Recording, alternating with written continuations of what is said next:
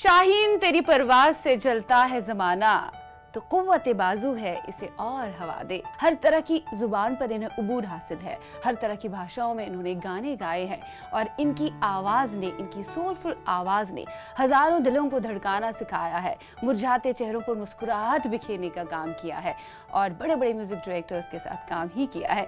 She is none other than Mahalakshmi Iyer. बहुत बहुत स्वागत है आपका हमारे परवाज में। और आपकी परवाज बहुत कम उम्र में शुरू हुई थी और ऐसे शुरू हुई थी कि बस रुकने का नाम ही नहीं दिया। सबसे बड़ा हाथ इसका आपकी वालिदा का रहा। वो खुद बहुत बड़ी सिंगर के तौर पर एस्टैब्लिश होना चाहती थी, लेकिन कुछ सर्कमस्टांसेस, हालात ऐसे थे कि आगे नहीं बढ़ पाई। लेकिन बाद में उन्होंने आपकी आवाज को डिस्कवर किया और आपको कहा कि नहीं, अपनी उड़ान तो जारी रखनी है, बहुत कुछ नाम कमाना है। How true is that? It was very true. मेरे वालिद का भी हाथ रहा। मम्मी बहुत अच्छा गाती थी, कर्नाटक क्लासिकल जो साउथ इंडियन शैली है उसमें बहुत निपुण थी। लेकिन जैसे आपने कहा, उस दौरान या वो वक्त ऐसा था कि लड़कियों को वो थोड़ा रोक के रखते थे फैमिलीज़ के, शादी नहीं होगी या आगे चलकर मैरिटल लाइफ में। आजकल के दौर में भी बहुत जगह, बहुत इलाके ऐसे हैं जहाँ पे अभी भी लड़कियों को ये कहा जाता है कि नहीं, अगर आप सिंगिंग के प्रोफेशन में आएंगी, एक्टिंग के प्रोफेशन में आएंगी, आपका फ्यूचर तो हो ही नहीं सकता कुछ आगे। खासकर उस जमाने में हाँ, शादी नहीं होगी या फिर फैमिली लाइफ में बहुत ट्रबल्स आएंगे, तो उस वजह से उनकी ख्वाहिश, उनका ड्रीम रह गया।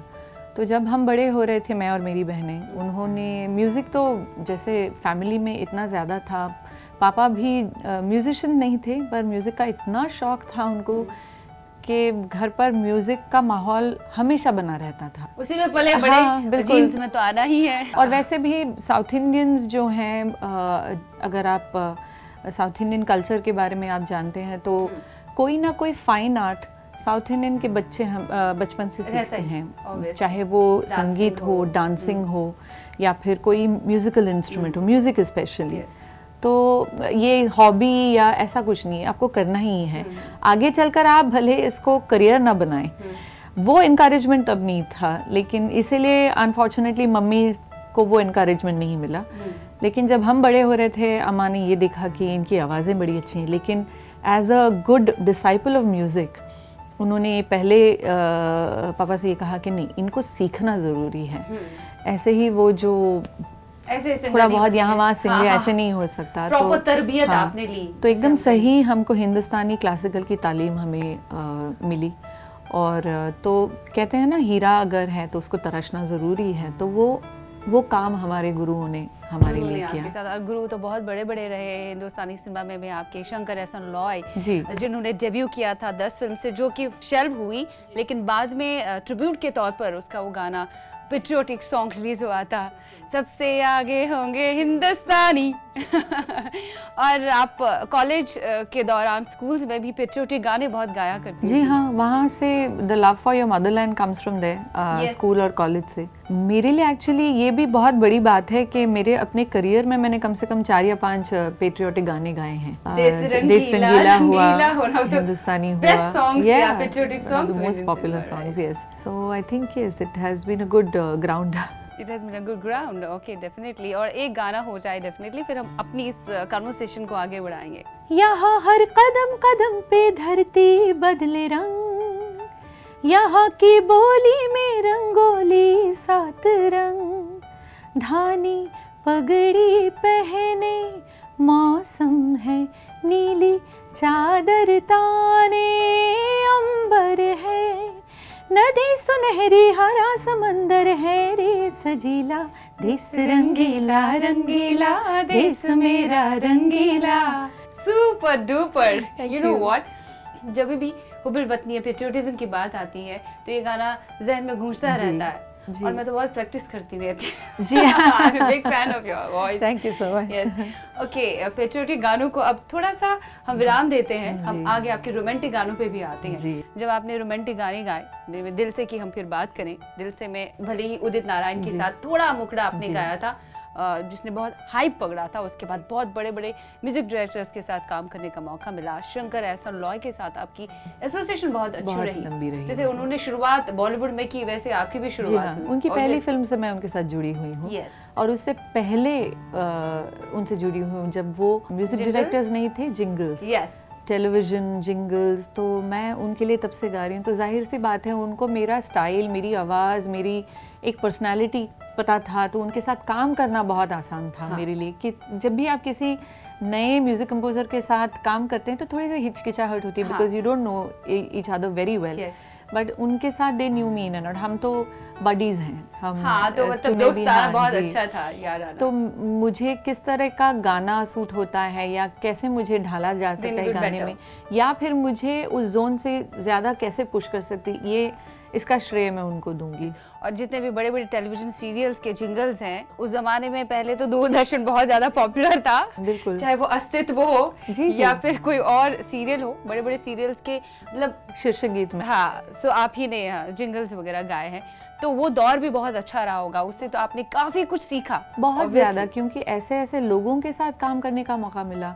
जैसे हमारे देश के बहुत ही गुणी म्यूजिक डायरेक्टर्स हैं जो शायद हिंदी फिल्म इंडस्ट्री में इतना बड़ा नाम नहीं कर पाए हों, जैसे लुई बैंक्स, मतलब one of the finest jazz artists of India. फिर रंजित बारूद हैं, या फिर लेस्ली, बहुत सारे हैं। तो मुझे और मैंने ये कहा कि मेरी training ground other than music, मतलब जो मैंने सीखा है, जो तालीम हासिल की, उसके अलावा जो कमर्शियल म्यूजिक या फिर पॉपुलर म्यूजिक गाने के लिए भी एक अलग किस्म की ट्रेनिंग लेनी पड़ती है आपको, जो आपके लिए कोई क्लासेस नहीं है, वो एक्सपीरियंस से होता है, या फिर उन लोगों के साथ काम करके। जी हाँ, बिल्कुल। तो वो बिना बताए छोटी छोटी बातें आपको बताते हैं जो मेरे लिए बहुत फायदेमंद है। You have been fortunate enough actually, बड़े बड़े और ए.आर. रहमान साहब के साथ काम करने का मौका मिलेगा, उनके साथ कॉन्सर्ट करने का मौका मिलेगा। डेब्यू मेरा ऐसा रहा कि मैंने एक वीक में शंकर एहसान लॉय और ए.आर. रहमान के साथ काम किया, तो ड्रीम डेब्यू डेफिनेटली। और फिर आगे जाके एक बहुत ही बेहतरीन गाना है, बोलना हल्के हल्के, फ्रॉम द फिल्म झूम बराबर झूम। कौन भुला सकता है इस गाने को। और बंटू और बबली के गाने चुपके से चुप लंबे अरसे तक चलते रहे, आज भी ये गाने बेस्ट रोमांटिक गाने तस्वीर किए जाते हैं। सो बोलना हल्के हल्के की अगर हम बात करें, सो वो गाना इतना पॉपुलर हुआ, आपको पता था जब रिकॉर्डिंग आप कर रहे थे, तब आपको कहीं ना कहीं आइडिया था ये जो गाना होता है ना एक सिंगर का, रिकॉर्डिंग के दौरान वो इमेजिन करता है ये गाना मेरी लाइफ के, मेरे करियर के लिए कितना अहम रहेगा, तब कुछ दिमाग में था ये गाना मैं शायद बहुत पॉपुलर हो जाएगा। बिल्कुल बिल्कुल। और ये गाना रिकॉर्ड करने के बहुत पहले मैं इस गाने को जानती थी, क्योंकि एहसान जो है, शंकर एहसान जो जोड़ी है, तिकड़ी है राधे, तो एहसान की आदत, जैसे मैंने कहा, हम बहुत अच्छे दोस्त भी हैं, तो जब भी कोई नया कंपोजिशन होता है उनका, तो वो मुझे फ़ोन करके पूछते हैं कि क्या ये गाना किसी और गाने की तरह मिलता जुलता है, क्या कोई लाइन है इसमें। जैसे कभी कभी आपको पता नहीं चलता, आप कंपोज कर रहे हो और एक गाना, एक लाइन आप लिख देते हैं या कंपोज कर देते हैं जो शायद किसी और, एक होता है ना वो आपके जहन में एक मेलोडी रहती है, तो वो आ जाता है। तो मैं उनको हमेशा टोकती थी, नहीं ये तो वो उससे मिलता जुलता है। फिर अरे बाप रे, ये तो मैंने तब सुना था वो गाना। और मोस्टली म्यूजिक डायरेक्टर्स आप जानते होंगे कि अपने गानों के लिए वो फारसी शब्द यूज़ करते हैं इनिशियली, और फिर ऑफ कोर्स लिरिसिस्ट उनको चेंज कर देते हैं। तो Ehsaan used to sing it as hold me हल्के हल्के, तो होल्ड मी हल्के हल्के ऐसे गाते थे। तो मैं तब भी सोचती थी कि नहीं, कुछ और होना चाहिए।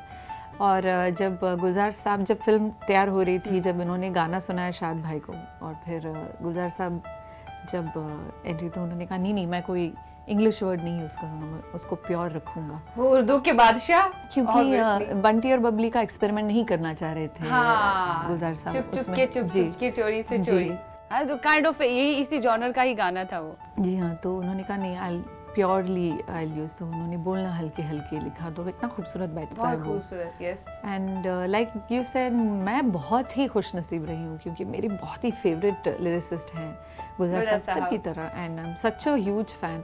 तो उनके बहुत सारे गाने, नहीं कि आप उनकी फैन हैं, वो बहुत ही बड़े फैन हैं आपके और आपकी आवाज के। वो बहुत प्यार करते हैं, बहुत प्यार से मुझे हमेशा कहते हैं कि he really admires my work और my। आपने जो भी काम किया है वो आपने तोल के किया। कहते हैं ना एक सिंगर, हर एक प्रोजेक्ट कोई भी उससे मिलता है वो थोड़ा कमर्शियल हो जाता है, कभी कभी थोड़ा सेल्फिश भी हो जाता है, नहीं ये भी करना चाहिए, ये भी ग्रैब करना चाहिए, मौका मिल रहा है। लेकिन you have been very choosy in Indian cinema. आपने कभी जो है क्वांटिटी पे बिलीव नहीं किया, क्वालिटी पे बिलीव किया, कंप्रोमाइजेस नहीं किया। इनफैक्ट जैसे गुलजार साहब के साथ आपने काम किया और आप पहले कह रहे हैं कि गुलजार साहब को भी लगा था कि होल्ड मी हल्के हल्के, ऐसा नहीं होना चाहिए, और आपने भी ऐसे कुछ लिरिसिस्ट, कुछ नगमे निगार गीतकारों के बोलों को आपने नकारा है जिनमें वर्डिंग्स आपको अच्छी नहीं लगी। मुझे हमेशा ऐसा लगा कि एज अ वुमन अगर कोई भी चीज़ डिरोगेटरी हो औरत के मामले में, या कोई ऐसा कोई शब्द हो, तो मुझे हमेशा उससे तकलीफ हुई है। जब मुझे सुनने में ही तकलीफ होती है तो फिर मैं कहा कैसे सुनूं? तो मैं उसको एक्सप्रेस ही नहीं करना। गाना at the end of the day सिर्फ बैठ के गाना गुनगुनाना ऐसा नहीं, उसको आप जब तक आप उसको एसिमुलेट करके उसको एक्सप्रेस ना करें, वो आप तक पहुंचेगा ही नहीं। आपको बोलना हल्के इसीलिए अच्छा लगता है क्योंकि उसमें जो फील है मेरा, या जो मेरा एक्सप्रेशन है, वो अब तक पहुंचा है। और अगर मैं एक गाने को वो नहीं दे पाऊँ, जस्टिस नहीं दे पाऊँ, तो फिर वो गाना अधूरा रह जाता है, अधूरा रहेगा और पॉपुलर भी नहीं हो जाएगा, कानों को सुकून भी फराहम नहीं करेगा। हम कुछ और बातें करेंगे इस पे। आपने कहा ना कि एक औरत के लिए बहुत ज़रूरी होता है कि कौन से प्रोजेक्ट को चूज करें, और इंडस्ट्री में तो ऐसा बहुत होता है, you have to be very selective at certain point. Okay, so ये गाना पहले हो जाए प्लीज, कैन वी हैव आपकी वॉइस में ये गाना?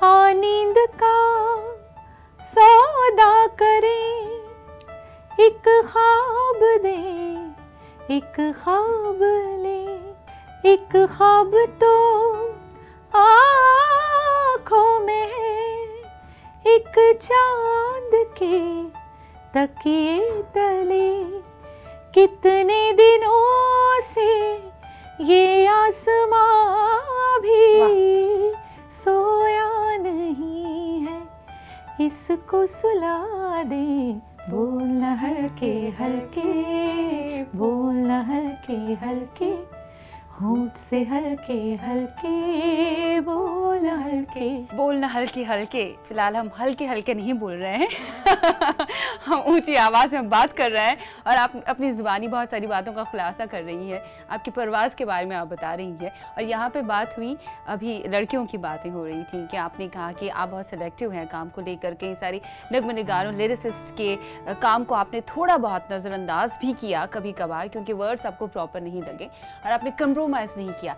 लेकिन आजकल के सिंगर्स को हम देखते हैं, गर्ल्स भी हैं उसमें, स्पेशली वुमेन फोक जो है, वो इतने हुनरमंद है, बावजूद उसके उन्हें फिर टैग लग जाता है कि एक आइटम सॉन्ग उनको करना पड़ता है। जी, दे कांट बी चूजी।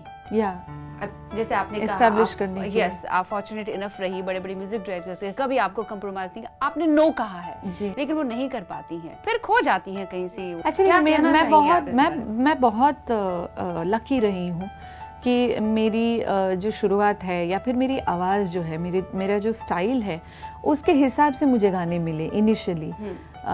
तो जाहिर सी बात है मेरी आवाज़ मतलब बहुत सोलफुल रोमांटिक वॉइस मानी जाती है, तो उस हिसाब से मुझे उस तरह के गाने मिले।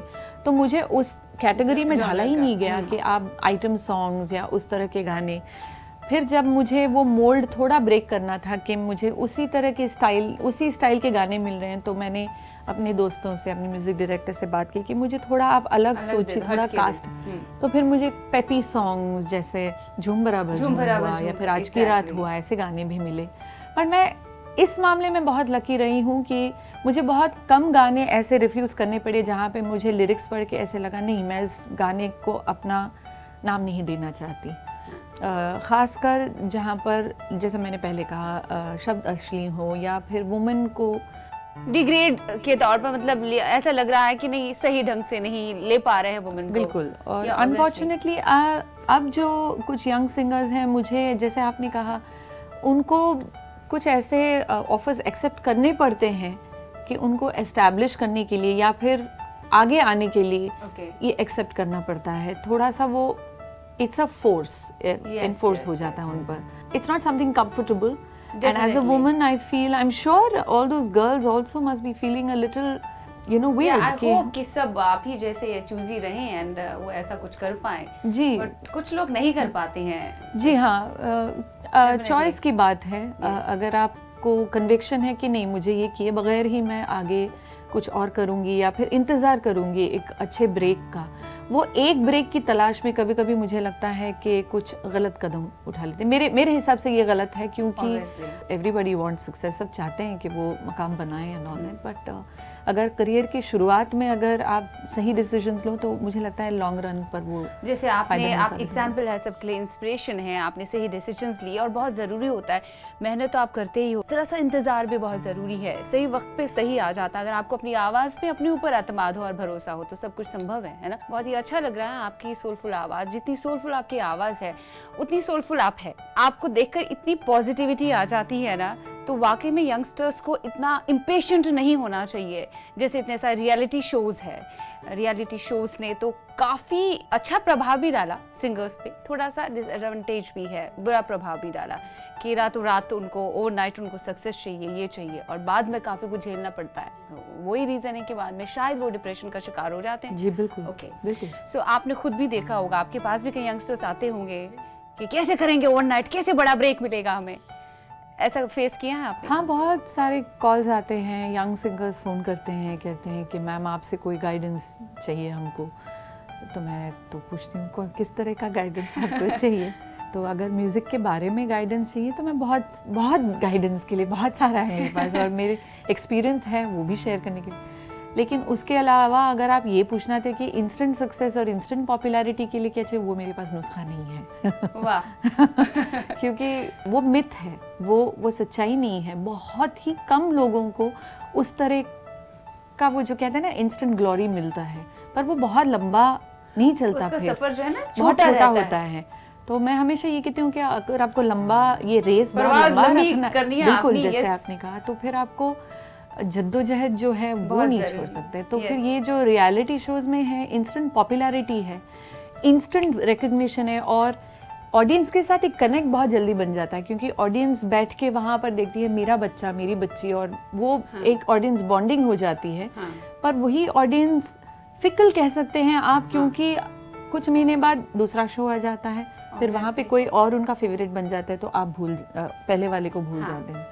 अमूमन ये हो जाता है कि रियलिटी शो जैसे ख़त्म हुआ, थोड़े दिन के बाद उनकी पॉपुलैरिटी कम हो जाती है, तो वो गायब हो जाते हैं, क्योंकि उन्होंने उसके बाद वो मेहनत नहीं की जो मेहनत के बलबूते पर ही आपको आगे। हाँ, फिल्मों पे हम आ जाते हैं, आपने अलग अलग भाषाओं में गाने गाए हैं और हम आपको भी कहें कि इन्हें हर एक जुबान पर उबूर हासिल है, फौकियत हासिल है जिसे हम कहेंगे तभी वर्सेटाइल है।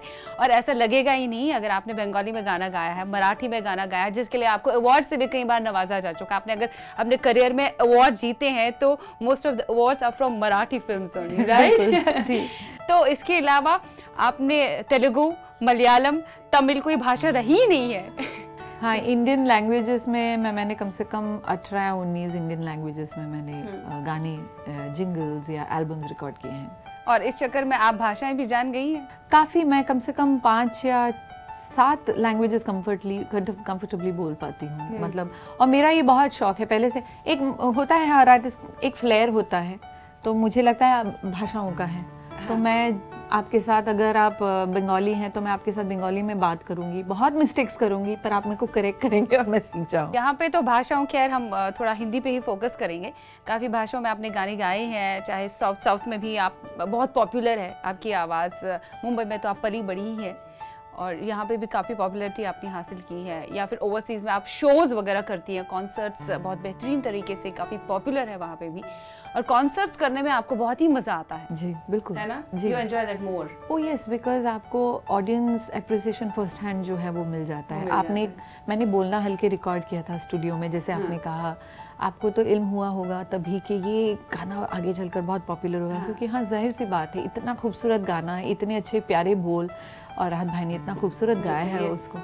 पर जब आप एक कॉन्सर्ट होता है, आप एंटर करते हैं, आप गाना जब छिड़ता है, जो पहला म्यूजिक है, और ऑडियंस की तालियों की गड़गड़ाहट वहाँ से शुरू होती है, तो तब आपको पता चलता है कि इतना अच्छा, इतना लोगों को अच्छा लगता है ये गाना। आपने जो सिंगिंग का अलग अलग जॉनर देखा है, अलग अलग जॉनर में गाने गाए हैं और अलग अलग मोड भी आपने देखे हैं, अलग अलग पीरियड आपने देखा है ना? तो इस पीरियड में क्या कुछ बदलाव आपको महसूस हुआ? आजकल तो बिल्कुल, जब आपने शुरुआत की थी तो बिल्कुल अलग था, कुछ अलग तरह की थी, हर 2 साल में परिवर्तन आ रहे हैं आजकल मौसीकी में। तो आजकल एक आधा भी गाना एक सिंगर को मिलेगा ना, उसके लिए बहुत बढ़िया बात है। बिल्कुल। एक अंतरा भी मिले उसके लिए तो बहुत बड़ी बात है वो। आपने हर एक दौर देखा है। आजकल जो दौर हासिल में आप कहेंगे कि फिलहाल वक्त में जो आपको म्यूजिक में बदलाव लग रहा है, आपके हिसाब से किस हद तक सही है, या आपको लग रहा है आजकल के सिंगर्स के लिए थोड़ा डिफिकल्ट हो गया है जैसे आपने शुरुआत की थी पहले? जब मैंने शुरुआत की थी तब मेलोडी बहुत स्ट्रांग हुआ करता था। आजकल मुझे ऐसा लगता है मेलोडी पर इतना ज़्यादा जोर नहीं है। पहले अगर जो मेन मेलोडी होती है अगर वो स्ट्रांग ना हो तो प्रोड्यूसर डायरेक्टर मना कर देते, गाना रिफ्यूज़ कर देते। आजकल थोड़ा सा उसमें वो एक सॉर्ट ऑफ चलता है एटीट्यूड जो कहते हैं वो आ चुका। हाँ ठीक है, एक और गाना ही है, ऐसा कुछ हो गया है। इस बारे में आप कह रही हैं कि चलता है नहीं, क्योंकि ये गाना हमारा हिस्ट्री बनेगा ना पोस्टेरिटी के लिए, तो वो और दूसरा है कि म्यूज़िक पर बहुत ज़्यादा तवज्जो है आजकल के, म्यूज़िक पीसेस, बीट्स, और वो तो जो मेन बॉडी है, सोल जो है वो शायद कहीं कम होता जा रहा है। तो हालांकि ये भी है जो गाने, मैं म्यूज़िक की बात कर रही हूँ, मेलोडी की बात कर रही हूँ। सिंगर्स के मामले में मैं ये कहूँगी कि जो चैलेंजेस हमें मिलते थे तब जब मैंने शुरुआत की, जैसे बोलना हल्के हुआ या फिर कभी शाम, चैलेंजिंग सॉन्ग्स आजकल बहुत कम हो गए हैं कि जहाँ एक सिंगर को आप सुनेंगे और कहें कि बहुत मेहनत की है इसने, वो नज़र आता है। ये जो डिजिटाइज सब हो गया उसकी वजह से सिंगर्स पर या फिर सिंगिंग की क्वालिटी पर या फिर मेलोडी पर असर पड़ गया है, कहीं ना कहीं आपके जहन में है ये बात? हाँ है, क्योंकि शेल्फ लाइफ बहुत कम हो गई है म्यूज़िक की, कि अगर आप एक एल्बम लेते हैं तो वो 1 महीने के अंदर गायब हो जाता है। हाँ। पहले ऐसे नहीं था, एक एल्बम को लोग 4-8 महीने सुनते थे। अभी भी आप पॉप एल्बम्स की बात कीजिए, फिल्मों का गाना वैसे भी यहाँ वहाँ बजते रहता है, पॉप एल्बम्स का मतलब इतना ये, फिर भी अभी उस जमाने के जो पॉप एल्बम्स रिलीज हुए थे वो गाने अभी भी लोग गा रहे हैं, लकी अली के हों, कैलाश खेर के हों, पर आजकल की फिल्म के गाने ऐसे हैं कि आपने 2 महीने पहले जो रिलीज हुआ था आपको परसों याद नहीं रहेगा, क्योंकि शेल्फ लाइफ बहुत कम हो गई है, एवेन्यूज इतने हो गए हैं और लोगों का इतना सारा वो म्यूजिक आ रहा है और इतनी सारी आवाज़ें हैं कि आइडेंटिटी एस्टैब्लिश नहीं हो रही है। बहुत अच्छी बात है, आप इसी तरह से खुशनसीब रहिए, आपको अच्छे म्यूजिक डायरेक्टर्स के साथ काम करने का मौका मिले। So wishing you all very best in your life. बहुत अच्छा लगा आपके साथ बात करते हुए। Thank you so much. इसे कहते हैं रियल परवाज़, और मैं चाहती हूँ आप भी अपने हौसले को कभी डगमगाने ना दें। सिचुएशन, परिस्थितियाँ कैसी भी आए, बस अपने अंदर हौसला और एतमाद रखिए। आप इसी तरह की परवाज़ जी सकते हैं, अपनी उड़ान को संभव बना सकते हैं। फिलहाल आज के प्रोग्राम में इतना ही। एक और प्रवास लेकर आपकी खिदमत में हाजिर हो जाएंगे। Till then take care of yourself, be happy always. खुदा हाफिज।